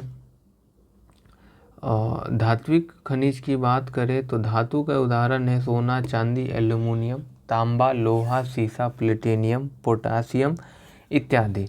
धातु के कुछ भौतिक गुण होते हैं जैसे धात्विक चमक। शुद्ध रूप से धातु चमकदार होती है, आघातवर्धनता के उसके गुण होते हैं, जो धातु को पीटकर पतले पत्थर के रूप में परिवर्तित किया जा सकता है। इस गुण को आघातवर्ध्यता कहते हैं। कठोरता धातुओं की गुण है। समानता जो है धातु कठोर होती है, कुछ क्षारीय धातु लिथियम, सोडियम, पोटासियम मुलायम भी होती है। तन्यता धातु के पतले तार को के रूप में खींचने की क्षमता को तन्यता कहते हैं। और धातु का एक गुण ऊष्मा चालकता है, ये ऊष्मा की चालक होती है। विद्युत चालकता है, ये विद्युत की चालक होती है। अधातु के कुछ उदाहरण हैं hydrogen, nitrogen, oxygen, fluorine, neon, chlorine, neon, जेडॉन, रेडॉन। इसमें अधातु में मुख्यतः न गैस ही आते हैं, एकमात्र द्रव अधातु ब्रोमीन है। अगला क्वेश्चन है बेला डीला किसके लिए प्रसिद्ध है? तो बेला डीला लौह अयस्क के लिए प्रसिद्ध है। और भारत के बेला डीला जो है भारत में लौह अयस्क के दो प्रमुख प्रकार के हेमेटाइट तथा मैग्नेटाइट पाए जाते हैं लौह अयस्क, जिसमें लौह अयस्क के कुल आरक्षित भंडारों का लगभग 95% भाग उड़ीसा, झारखंड, छत्तीसगढ़, कर्नाटक, गोवा, आंध्र प्रदेश तथा तमिलनाडु राज्य में स्थित है। उड़ीसा में कुछ लौह अयस्क जगह है, सुंदरगढ़, मयूरभंज, झार पहाड़ी श्रृंखला इत्यादि। इस तरीके से बेला डीला छत्तीसगढ़ में है। डल्ली तथा दुर्ग में राजहारा की खदान देश में लौह अयस्क के लिए महत्वपूर्ण है। इस तरीके से आप याद रखेंगे। अगला है उष्णकटिबंधीय सदाबहार वनस्पति का उदाहरण है तो महोगनी और रोजवुड। उष्णकटिबंधीय सदाबहार वनस्पति के कुछ उदाहरण हैं cinchona, mahogany, rosewood, orchid fern, आबनूस, बांस तथा तार आदि उष्णकटिबंधीय सदाबहार वनस्पति के उदाहरण हैं। उष्णकटिबंधीय सदाबहार वन में जो मुख्यतः होते हैं कि यहाँ पे वर्षा 250 सेंटीमीटर से 22 डिग्री सेल्सियस से अधिक औसत तापमान वाले क्षेत्र में ये पाए जाते हैं। उष्णकटिबंधीय आर्द्र पर्णपाती होते हैं। इसके कुछ एग्जाम्पल हैं साल, सागवान, शीशम, बेंत, चंदन, आंवला इत्यादि। नौका दौड़ किस राज्य में होता है? तो ये केरल में होता है। आपको पता होगा कि केरल का ये एक बहुत ही प्रसिद्ध खेल है। तमिलनाडु में जून जुलाई में पूर्ण चंद्र को उंजल पर्व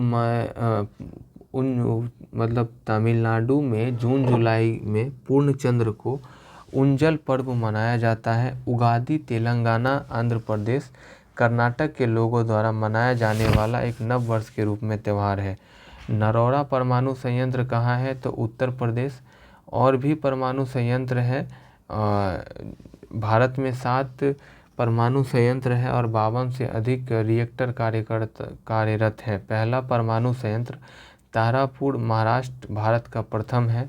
रावतभाटा राजस्थान, कुडानकुल्लम तमिलनाडु, कैगा कर्नाटक, काकरापारा गुजरात, कल्पक्कम तमिलनाडु, नरौरा उत्तर प्रदेश। अगला क्वेश्चन है अनिमेष लोचन चैत्य कहाँ स्थित है? तो अनिमेष लोचन चैत्य ये बोध गया में स्थित है। और बात करें कि यह वह स्थान है जहाँ भगवान बुद्ध ने ज्ञान प्राप्त करने के बाद दूसरा सप्ताह खड़े होकर बोधि वृक्ष को एकटक देखते हुए बिताया था। अनिमेष लोचन चैत्य महाबोधि मंदिर परिसर की सीमा के भीतर स्थित 7 पवित्र स्थानों में से एक है। अनिमेष लोचन चैत्य का नाम शाब्दिक अर्थ है खुली आँखें। इसे ज्वेल वॉक का विचरण पथ भी कहा जाता है। बौद्ध धर्म के संस्थापक महात्मा बुद्ध थे। उनके बचपन का नाम सिद्धार्थ था और हरसोई बौद्ध स्तूप बेगूसराय बिहार में स्थित है। विश्व शांति स्तूप राजगीर में स्थित है। अगला क्वेश्चन है भारत की पहली सीमेंट फैक्ट्री की स्थापना कहाँ की गई थी? तो वो चेन्नई में भारत की पहली सीमेंट फैक्ट्री की स्थापना चेन्नई में की गई थी। बात करें सीमेंट का आविष्कार जो है वो इंग्लैंड के पोर्टलैंड नामक स्थान पर जोसेफ स्पीडिन ने चीका और मिट्टी को जलाकर किया था। चूना पत्थर, कोयला, जिप्सम, बॉक्साइट, सिलिका की आवश्यकता सीमेंट उत्पादन के लिए होती है। ऐसे ही है, राजस्थान के कुछ क्षेत्र दिए गए हैं, मध्य प्रदेश, छत्तीसगढ़, गुजरात, चुड़क, ये सब इसके कुछ क्षेत्र हैं। जैसे गुजरात में द्वारकापुरम, पोरबंदर, भावनगर आदि सब में सीमेंट फैक्ट्री है, यही बताया गया है। गारो, खासी एवं जयंतिया एक भाग है, तो ये भाग है प्रायद्वीपीय पठार का। गारो, खासी, जयंतिया प्रायद्वीपीय पठार का एक भाग है। भारत का प्रायद्वीपीय पठार एक अनियमित त्रिभुजाकार आकृति भूखंड है, जिसका विस्तार उत्तर पश्चिम में अरावली पर्वत व दिल्ली, पूर्व में राजमहल की पहाड़ियाँ, पश्चिम में गिर पहाड़ियाँ, दक्षिण में कार्डमम पहाड़ियाँ तथा उत्तर पूर्व में शिलोंग एवं कार्बी एंगलोंग पठार तक है। प्रायद्वीपीय पठार को पठारों का पठार कहते हैं, क्योंकि यह कई पठारों से मिलकर बना है। उत्तर पूर्वी पठारों में मेघालय का पठार प्रायद्वीपीय पठार का ही भाग है। उत्पत्ति व संरचना की दृष्टि से मेघालय का पठार प्रायद्वीपीय पठार छोटा नागपुर का पठार का ही विस्तारित या पूर्वी विस्तार है, जो राजमहल, गारो गैप अथवा मालदा गैप के नाम से के द्वारा अलग हुआ है। इस प्रकार इस पठार में पश्चिम से पूर्व की ओर क्रमशः गारो, खासी, जयंतिया तथा मिकिर पहाड़ियाँ अवस्थित हैं, जो प्राचीन चट्टानों से बनी है। गारो, खासी, जयंतिया इस पठार में निवास करने वाले प्रमुख जनजातियां हैं। मेघालय पठार क्षेत्र में धारवाड़ संरचना से निर्मित शिलोंग रेंज सबसे ऊंचा पर्वतीय क्षेत्र है, इसीलिए इसे शिलोंग पठार के नाम से भी जाना जाता है। क्वेश्चन नंबर 65 है कि गूगल द्वारा भारतीय ग्रामीण महिलाओं के लिए कौन सा प्रोग्राम चलाया गया था? तो इंटरनेट साथी। अगला क्वेश्चन है आपका क्लॉक का है कि या मैथ भी कह लीजिए कि किसी घड़ी में घंटे वाली सुई 48 घंटे में कितना चक्कर लगा लेती है? आपको पता है कि किसी एक घड़ी में 12 घंटे में एक चक्कर लगाती है, तो 48 घंटे में कितना लगाएगी? 48/12 यानी घड़ी की जो घंटे की सुई है वो 4 चक्कर लगा लेगी। नेक्स्ट क्वेश्चन है कि श्याम का स्थान दाएं तथा बाएं दोनों ओर से 8वां है, तो पंक्ति में कुल कितने सदस्य हैं? तो इसका एक जो फॉर्मूला है वो है फर्स्ट प्लस लास्ट माइनस 1। तो श्याम का स्थान बाएं और दाएं से 8वां है, तो 8 + 8 - 1 कर देंगे, आंसर 15 आ जाएगा आपका। नेक्स्ट क्वेश्चन है कि किसी वस्तु को 930 रुपये में बेचने पर 7% की हानि होती है, तो वस्तु का क्रय मूल्य ज्ञात करिए। अगर 7% की हानि हो रही है, तो क्या हम वस्तु को 93% में बेच रहे होंगे? और 93% का वैल्यू आपको 930 दिया है और क्रय मूल्य हमेशा 100 पे होता है। 100% का वैल्यू पूछा है, तो यहाँ पे आप सॉल्व कर दीजिए। 100% बराबर 930 × 100, सॉरी मैं थोड़ा मिनिमाइज़ कर लेता हूँ, और 930 × 100 बट्टा 93, यहाँ से 10 बार में कटेगा और आपका आंसर 1000 हो जाएगा। ठीक है, अगला क्वेश्चन देखिए, इतना लंबा प्रोसेस खींचने का कोई मतलब नहीं बनता है, एग्ज़ाम में उतना समय भी नहीं होता है, तो शॉर्ट ट्रिक्स मैं यहाँ से कुछ जो भी महत्वपूर्ण जो भी अब तक मैथ के क्वेश्चन आए हैं, इसका एक हम सेपरेट वीडियो लेकर के आएंगे। बाद बाकी जो भी ट्रिक्स एंड टिप्स है वो लेते चलिए। 69 आपका है, घनाभ का संबंध आयत से है, तो घन का होगा किस वर्ग से, क्योंकि घन के भी 4 ऐसे होता है, इसमें 4 कोण या 4 भुजा कह लीजिए, और वर्ग में भी सिमिलरिटी देखना है। घनाभ का आधार एक आयताकार होता है और घन का आकार एक वर्गाकार होता है। ये सॉल्व करिएगा तो आपको 225 आ जाएगा। और दस्ताने हाथ में पहनते हैं तो मोजे पैर में पहनेंगे।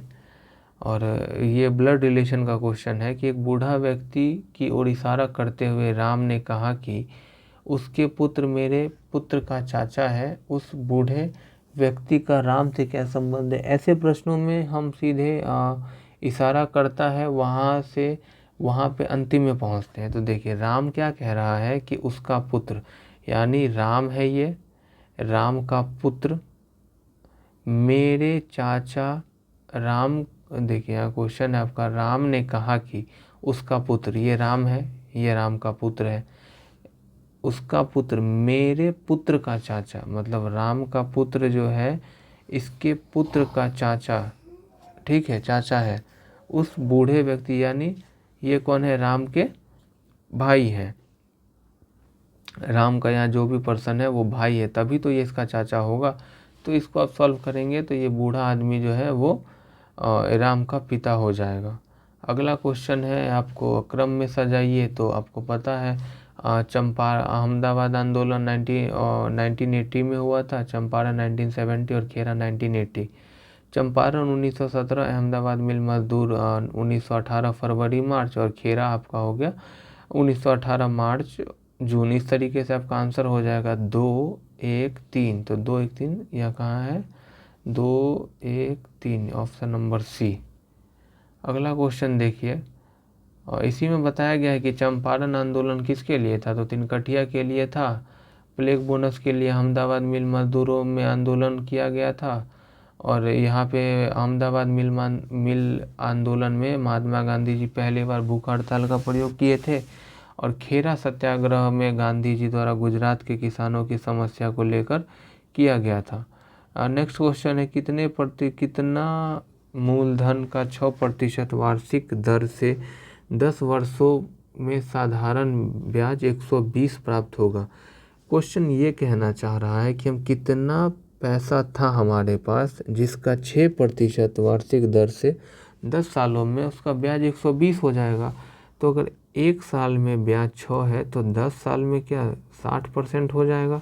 ठीक है, हम ऑप्शन से उठाएंगे तो हम 200 का अगर हम 60% निकालें तो हमको कितना आएगा, तो हमको 120 आ जाता है, यानी 120 ही इंटरेस्ट था, और इसका आंसर इस तरीके से आपका 200 आ जाएगा। आप और भी ऑप्शन चेक कर सकते हैं, बाकी कोई मतलब नहीं है फॉर्मूला का।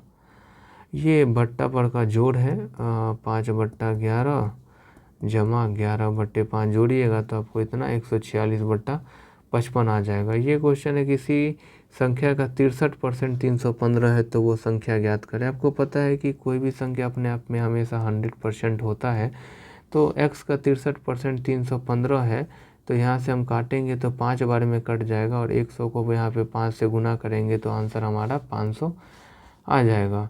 अगला क्वेश्चन है, ऐसे ही सबीर ने एक 132 रुपये में खिलौना खरीदा, 15% लाभ पर बेच दिया, खिलौने का विक्रय मूल्य क्या है। तो कुछ भी नहीं करना है आपको, 132 का 15% आप निकाल के 132 में जोड़ के आंसर पहुंच सकते हैं। ठीक है, अगला क्वेश्चन है आपका, एक जीप जो है 60 किलोमीटर प्रति घंटा के गति से 8 घंटे में अपनी यात्रा पूरी कर सकती है। यदि समान दूरी 5 घंटे में तय करनी है तो जीप की गति क्या होनी चाहिए। अब देखिए ये सब डेली लाइफ का क्वेश्चन है, इसको थोड़ा समझ के बनाइएगा तो आप बना सकते हैं कि दूरी तय करना है, तो दूरी बराबर क्या होता है, चाल गुने समय, यानी 60 किलोमीटर प्रति घंटा के चाल से अगर 8 घंटे में दूरी तय करेगा तो वो 480 किलोमीटर तय कर रहा होगा। लेकिन क्वेश्चन आपको कह रहा है कि यदि समान दूरी 5 घंटे में ही तय करना है तो समय तो कम हो गया। अगर समय कम हुआ तो चाल तो हमको बढ़ाना पड़ेगा, तो 5 को कितने से गुना आप कर दीजिएगा कि आपको 480 आ जाएगा। देखिए हम ऐसे ही क्वेश्चन सॉल्व करते हैं डायरेक्ट, आप 96 को 5 से गुना करके देखिए, आपका 480 आंसर आ जाएगा। बाद बाकी फार्मूला नहीं लगाइए, कॉमन सेंस का अपना इस्तेमाल करिए। वैसे ये क्वेश्चन है दो संख्याओं का भिन्न है, तो अगर हम भिन्न क्या होता है, x/y होता है, x/y लिए आपका दूसरा संख्या 8/9 दिया है, तो अगर आप इसको सॉल्व करेंगे तो x/y इधर रह जाएगा और 9/10 8/9 इधर जाएगा तो माइनस में आ जाएगा। आप अगर इसको घटाते हैं तो 1/90 आपका आंसर आ जाएगा। वैसे ही अगला क्वेश्चन है 80 नंबर की 42 वृक्षों वाले एक बगीचे में 3/7 पेड़ नीम के हैं। तो 42 वृक्षों का 3/7 निकालेंगे तो नीम का पेड़ आ जाएगा। तो 18 पेड़ नीम के हैं, बाकी जो बच गया वो बचा 24, और वही 24 जो है वो आम के पेड़ हैं। अगला क्वेश्चन है 10 आदमी एक दीवार को 8 दिन में पेंट कर सकता है यदि पेंटिंग के काम को 4 दिन में समाप्त करना है। अब देखिए 10 आदमी एक दीवार को 8 घंटा में समाप्त करता है, ठीक है। 10 आदमी एक दीवार को 8 घंटे में पेंट करता है। अब क्या करना है कि यदि पेंटिंग का काम 4 दिन में आपको समाप्त करना है, ठीक है, तो ऑब्वियसली बात है कि 10 के एवज में ज़्यादा लोग लगेंगे, ठीक है। काम कितने दिन में करना है, 4 दिन में। आप इसको घटाएंगे, सॉल्व करेंगे तो आपका आंसर 10 यहाँ से निकल के आ जाएगा। ऐसे 82 नंबर क्वेश्चन है पिता पुत्र की आयु वाला। रेशियो से भी कर सकते हैं और वैसे फॉर्मूला से भी कर सकते हैं, जो बढ़िया लगे आप अपने हिसाब से देख लीजिए। बाकी हम एक सेपरेट मैथ का कंप्लीट वीडियो लेकर के आएंगे। अगला क्वेश्चन है सबसे बड़ी, तो आप भाग दे करके देख लीजिए डायरेक्ट। जो जिसका ज़्यादा आता है, जैसे पहला 14 में 5 से भाग दिया तो 0.357 आया। 25 में 66 से भाग दिया तो 0.378 आया। 29 में 77 से भाग दिया तो 0.376 आया। और 21 में 8 से भाग दिया, 8 में 21 से भाग दिया। देखिए हमेशा जो है ना नीचे वाले से ऊपर वाले में भाग देते हैं। 21 से 8 में दिया तो 0, यहाँ 0 आ जाएगा, 0.380 आ गया आपका। तो यहाँ पे यही कह रहा है, देखिए यहाँ पे आया 0.357, 0.378, 0.376 और यहाँ 0.380। तो यही आपका आंसर हो जाएगा। बाकी आपका ये कोडिंग डिकोडिंग का क्वेश्चन है कि दूसरे, 5वें, 6ठे और 10वें अक्षर को मिलाकर कोई सार्थक अंग्रेजी शब्द बनाना संभव है, तो शब्द का तीसरा अक्षर क्या है। तो अगर हम देखें यहाँ पे दूसरा, 5वां, 6ठा, 10वां, तो आपका दूसरा क्या है टी, 5वां क्या है ए, 6ठा क्या है एम, 10वां क्या है ई। तो यहाँ से देखिए TAME करके कुछ बन रहा है, तो हम इसको हम क्या टीम लिख सकते हैं, एक सार्थक शब्द बन गया। तो कहता है तीसरा अक्षर क्या होगा, तो तीसरा अक्षर कुछ भी हो सकता है, एक मीट भी बन रहा है, एक टीम भी बन रहा है, एक मैट भी बन रहा है। तो इसका आंसर आपका A और T हो जाएगा। अगला फिर कोडिंग डिकोडिंग का क्वेश्चन है कि किसी सांकेतिक भाषा में इसको ये कहा जाता है, तो इसको क्या कहा जाएगा। तो यहाँ पे जो है आपका +5 4 3 2 1 का 5 4 3 2 फिर 4 ऐसे करके इसका कॉन्सेप्ट है, ये आसानी से आप सॉल्व कर लेंगे। 88 वही है श्रृंखला सीरीज का क्वेश्चन है। 5 दूनी 10 दूनी 20, 20 दूनी 40 दूनी 80, 80 दूनी 160 आंसर हो जाएगा आपका। नेक्स्ट क्वेश्चन कह रहा है कि व्यवस्थित करिए। तो देखिए बुआई, कटाई, सिंचाई, जुताई, निराई में सबसे पहले हम जुताई का काम करेंगे और कमोबेश यहीं से हमारा आंसर आ जाएगा कि जुताई होगा, फिर बुआई होगा, फिर सिंचाई होगा, फिर निराई मतलब घास वगैरह निकालते हैं, और दूसरे पे कटाई हो जाएगा, हो गया। 88 क्वेश्चन डायरेक्शन से है और एक्स उत्तर की ओर मुंह करके खड़ा है, वह दक्षिणावर्त 205 डिग्री घूमता है, उसके बाद 160 डिग्री वार्मावर्त घूमता है। तो ये बहुत ही ईजी है, अब डायरेक्शन का है, बना सकते हैं। बाकी आपको पता है वामवर्त, दक्षिणावर्त स्थिति, अब स्थिति देख रहे हैं यहाँ पे एक्स ये उत्तर की ओर देख रहा है, दक्षिणावर्त 205 डिग्री चलता है, यहाँ से दक्षिणा 205 चल लिया, और अब ये क्या करता है पुनः 160, यानी यहाँ से फिर 160 डिग्री घूमता है। तो अब कहीं ना कहीं हमारा डायरेक्शन ये बन रहा है, और आपको पता है ऊपर उत्तर, ये पूरब, तो आंसर आ जाएगा उत्तर पूरब। अगला क्वेश्चन देखिए कि ए बेटी है एच की। तो देखिए यहाँ पे मैं यहाँ पे बता रहा हूँ आपको कि क्वेश्चन है ए जो है वो बेटी है किसकी, एच की, ठीक है, एच की, जिसका पति एक्स है, यानी इसका पति जो है एक्स है, ठीक है। तो ये पति हो गई और ये पत्नी हो गया। ठीक है। एक्स की केवल एक ही संतान है, एम विवाहित है ए से। ए किससे विवाहित है? एम से, यानी एम हस्बैंड होगा। ठीक है, तो एक पति पत्नी हो गया विवाहित जोड़ा। एम का ए से क्या संबंध है? एम कौन है ए का? तो एम जो है ए का पति है। हो गया, इजी था। अगला क्वेश्चन देखिए, मान लीजिए अभय भास्कर से लंबा है। अब देखिए इसके लिए आपको डायग्राम थोड़ा ड्रॉ करना पड़ेगा। अभय जो है वो किससे है लंबा? भास्कर से। चंद्र अभय से लंबा है। चंद्र किससे लंबा है? अभय से लंबा है। ईश्वर चंद्र से लंबा है। ईश्वर किससे लंबा है? चंद्र से। और धीरज सबसे लंबा है। सबसे लंबा कौन है? धीरज। तो कह रहा है इन सब को उसकी लंबाई के अनुसार बैठाया जाता है, तो मध्य के स्थान पर कौन आएगा? तो मध्य में सी आ जाएगा, सी फॉर चंद्र। वैसे ही ये 91 क्वेश्चन देखिए, सब में 2 से मल्टीप्लाई करके उसका उल्टा लिख दिया। जैसे 6 दूना क्या होगा? 12, तो 12 को उल्टा लिख दिया।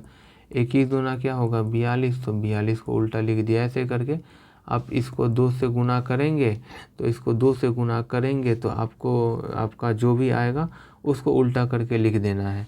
अगला क्वेश्चन है, तांबा पुस्तक तार में क्या संबंध है? तो तांबा और तार में कुछ का संबंध हो जाएगा और पुस्तक बाद बाकी से अलग हो जाएगा। ये एक आपका मिरर इमेज का क्वेश्चन है। इसको प्रतिबिंबित करिएगा तो ये दूर है तो दूर जाएगा, ये कुछ ऐसा बनेगा, ऐसा ऐसा फिर ऐसा करके ऐसा आएगा और ऐसा। हो गया, ये आपका हो गया। इसको एक ड्रॉ में बंद कर दीजिए, ये आपका आंसर हो जाएगा। अगला क्वेश्चन, इसको खोलिएगा तो कैसे लगेगा? तो देखिए ये डॉटेड को जब आप खोलोगे तो ये यहाँ पे भी आएगा। रुको मैं पेन चेंज कर लो थोड़ा। ये डॉटेड को जब आप खोलिएगा तो ये डॉट डॉट जो है इसको आप ऐसे खोलिएगा तो ये डॉट यहाँ पे आ जाएगा, फिर यही डॉट सेम यहाँ पे आ जाएगा, फिर यही डॉट यहाँ पे आएगा और इस डॉट को खोलिएगा तो यहाँ पे और एक डॉट यहाँ पे। इस तरीके से आपका आंसर ए हो जाएगा। ठीक है। अगला क्वेश्चन देखिए कि इसको भी बताया गया यहाँ पे विधान, एक मिनट, हाँ सही है। अगला क्वेश्चन है कि विधान परिषद में सदस्य हेतु न्यूनतम आयु कितनी चाहिए? तो 30 वर्ष। विधान परिषद बनने के लिए 30 वर्ष। विधान परिषद में राज्य विधानमंडल का उच्च सदन होता है। विधानसभा राज्य विधानमंडल का निम्न सदन होता है। विधानसभा का सदस्य बनने हेतु 25 वर्ष। कुछ प्रमुख पद देखिए जिसका न्यूनतम उम्र क्या है। पंचायती लड़ने के लिए 21, राज्यपाल उपराज्यपाल राष्ट्रपति उपराष्ट्रपति 35, लोकसभा सदस्य 25, राज्यसभा 30। जीटी रोड जो है वृहद ट्रक मार्ग रोड निम्न में से किससे संबंधित है? तो ये सड़क परिवहन से संबंधित है और इसका निर्माण शेरशाह सूरी ने करवाया था और ऑकलैंड इसका मरम्मत करवाया था। जीटी रोड एशिया की सबसे पुरानी सड़क मार्ग है और वर्तमान में NH1 और 2 के सम्मिलित रूप से ही ग्रैंड ट्रंक रोड उसको कहा जाता है और इस सड़क को सड़क ए आजम भी कहा जाता है। अगला क्वेश्चन है, विश्व स्वास्थ्य संगठन का मुख्यालय निम्नलिखित में से किस देश में है? तो वो स्विट्जरलैंड में है। स्विट्जरलैंड जेनेवा में आता है और इसकी स्थापना 1948 में की गई थी और ये एक ऐसा संस्था है जो विश्व के सभी देशों के साथ स्वास्थ्य से संबंधित समस्याओं को आपसी सहयोग तथा मानक विकसित करने का काम करती है। और बाकी यही है, इसमें अभी 194 देश है और विश्व स्वास्थ्य दिवस 7 अप्रैल को मनाया जाता है। कुछ संगठन का स्थापना दिवस की अगर हम बात करें, स्थापना कब हुआ और मुख्यालय कहाँ है? तो ADB एशियाई डेवलपमेंट बैंक 1966 मनीला, आसियान का है आपका जकार्ता, नाटो का है ब्रुसेल्स, सार्क का है काठमांडू, विश्व व्यापार संगठन का है जेनेवा और आधुनिक राष्ट्रमंडल का है लंदन और अंतर्राष्ट्रीय मुद्रा कोष का है वाशिंगटन DC। IMF की स्थापना 1945, कॉमनवेल्थ का 1949, WTO का 1995, सार्क का 1985, नाटो का 1949, आसियान का 1967 और ADB का जो स्थापना है 1966 में हुआ था। अगला क्वेश्चन है किसी अर्धचालक का ताप बढ़ने पर उसकी प्रतिरोधकता क्या होती है, घटती है। ठीक है, किसी अर्धचालक का ताप बढ़ाने पर उसकी प्रतिरोधकता घटती है। अर्धचालक सेमी कंडक्टर क्या होता है, तो ऐसे पदार्थ जिनमें इलेक्ट्रॉन संरचना इस प्रकार की होती है कि कहीं इलेक्ट्रॉन मुक्त होता है और कहीं रिक्त होता है, उसे अर्धचालक कहते हैं। ताप बढ़ने पर अर्धचालक की चालकता बढ़ती है परंतु प्रतिरोधकता घटती है। ऑडोमीटर एक उपकरण है जिससे हम दूरी को नापते हैं, और ऑडियोमीटर के द्वारा हम ध्वनि की तीव्रता को मापते हैं। ऑडियो फोन का उपयोग हम लोग सुनने में सहायता के लिए कान में लगाते हैं। बैरोमीटर एक वायु दाब मापने का यंत्र है। ओमीटर विद्युत धारा को मापने का एक यंत्र है। और हाइग्रोमीटर, इसकी सहायता से वायुमंडल में व्याप्त आर्द्रता मापी जाती है। सिस्मोग्राफ भूकंप की तीव्रता मापी जाती है। फेदोमीटर से समुद्र की गहराई मापते हैं। रेन गेज से वर्षा मापने के काम में आने वाला उपकरण है। और बल एक सदिश राशि है, इसका SI मात्रक न्यूटन है। और शक्ति का SI मात्रक वाट है, जिसे वैज्ञानिक जेम्स वाट के सम्मान में रखा गया है। अलकनंदा और भागीरथी नदी आकर कहाँ मिलती है, तो देवप्रयाग में। जब अलकनंदा और भागीरथी का संगम होता है उसको देवप्रयाग कहते हैं। अलकनंदा और पिंडार नदी का संगम कर्णप्रयाग। अलकनंदा और धौलागिरी का संगम विष्णुप्रयाग। अलकनंदा और मंदाकिनी का संगम रुद्रप्रयाग। अलकनंदा और नंदाकिनी का संगम नंदप्रयाग। और इस तरीके से जो अभी 64 पोस्ट वाला मेंस का एग्ज़ाम हुआ था, वहाँ के हमने सारे क्वेश्चन को देखा है और डिटेल में देखा है, तो थोड़ा सा समय इसमें लगेगा। बाद बाकी आप लोग इसको एक बार में पहले सिंगल एक्स पे और फिर दोबारा डबल एक्स पे देख सकते हैं। और इसमें भी जो BSSC का जो पैटर्न रहा है वो ये रहा है कि वो करंट अफेयर्स में जो चीज़ चल रही है ना, वो उस पे अब ज़्यादा फोकस है। जैसे कि आपने प्री में भी ऐसा ही करंट अफेयर्स देखा था, डेज से क्वेश्चन थे, संगठन से क्वेश्चन थे, इस तरीके के क्वेश्चन थे। तो आज का जो हमारा ये सेशन है यहीं तक रहेगा। मिलते हैं किसी और वीडियो में, तब तक के लिए अपना ख्याल रखें और अच्छे तरीके से पढ़ाई करें। जय हिंद।